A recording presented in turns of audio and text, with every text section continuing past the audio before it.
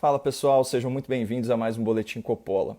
Ontem eu comentei a anulação das ações penais contra o ex-condenado Luiz Inácio Lula da Silva. E no final do vídeo eu me despedi de uma forma um pouco diferente da habitual. Espontaneamente eu disse: não percam a esperança no Brasil.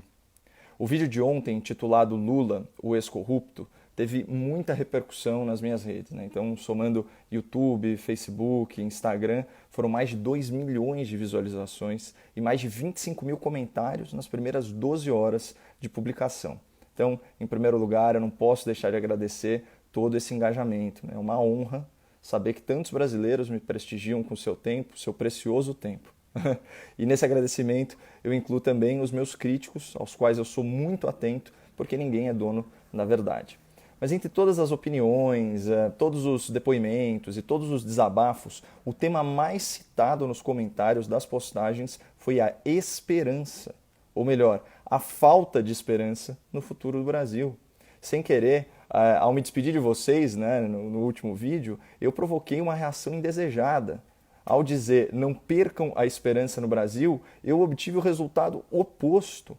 Muita gente argumentou, de forma bem fundamentada, que os abusos de poder e que a impunidade promovidos pelo judiciário causam revolta e desânimo e que a possibilidade de uma reeleição de Lula só agrava esse quadro de desesperança.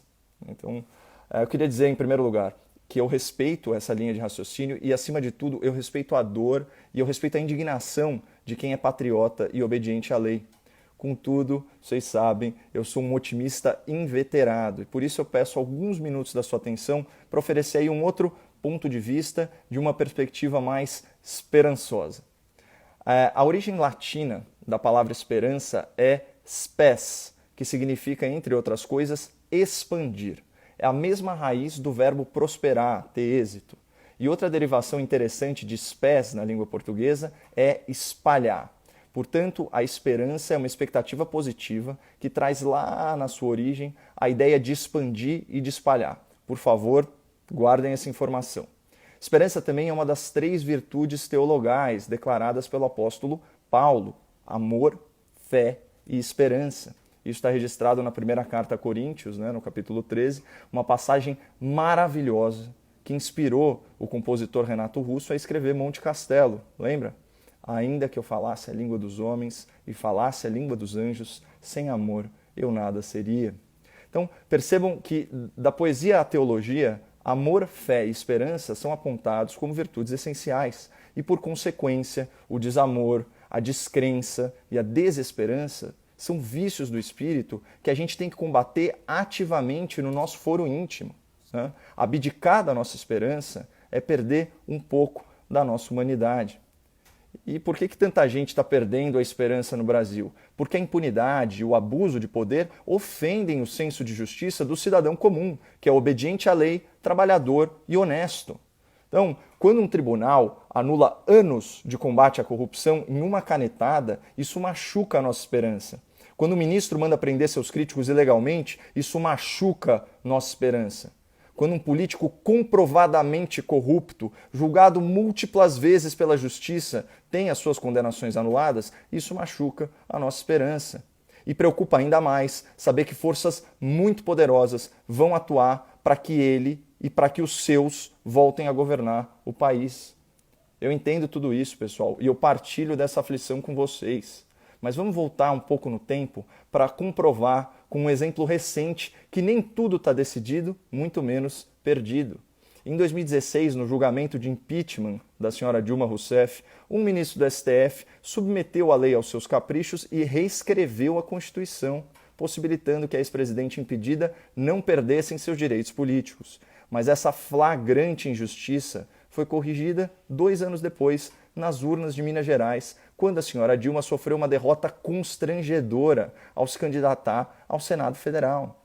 Então, por essas e por tantas outras, em momentos de adversidade, em momentos de desesperança, a gente precisa lembrar que o tempo de Deus é outro e que ele escreve certo por linhas muito tortas.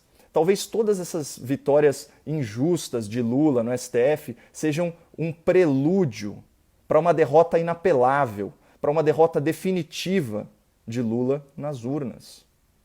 Edmund Burke, né, pai do conservadorismo, ele dizia: a única coisa necessária para que o mal triunfe é que os bons não façam nada. Ou seja, impedir a eleição dos nossos piores só depende da gente. Onde a justiça falhou, a população pode sim ser bem-sucedida. Vocês lembram lá no começo do vídeo, quando eu disse que na sua origem, esperança é uma expectativa positiva, que traz ideia de expandir, de espalhar? Então, derrotar uma eventual candidatura do Lula nas urnas é muito simples, pessoal. Basta espalhar a verdade sobre ele e a verdade sobre os governos do Partido dos Trabalhadores.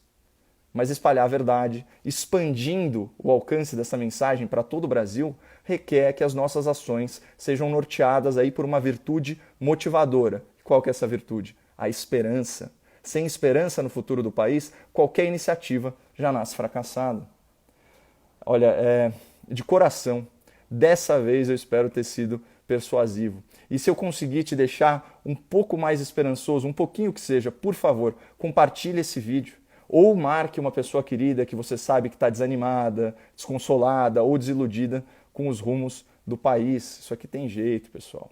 Agora, sobre os abusos autoritários desses ministros do STF que ameaçam a nossa segurança física e a nossa liberdade de expressão, aí eu vou concordar integralmente com vocês. Eles passaram de todos os limites, todos.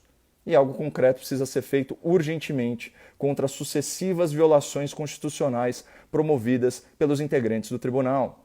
Uma vez eu assisti a um discurso inspirador do professor Modesto Carvalhosa, esse sim, um grande jurista e uma reserva moral do direito brasileiro. Em dado momento ele provocou a gente, disse o seguinte: é preciso sair da indignação e caminhar para a ação.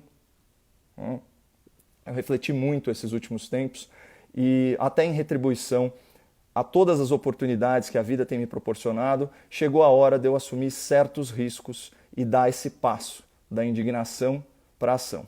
Nos próximos dias eu vou anunciar essa novidade e eu já peço de antemão que vocês caminhem ao meu lado. Muito obrigado, não percam a esperança no Brasil e fiquem com Deus.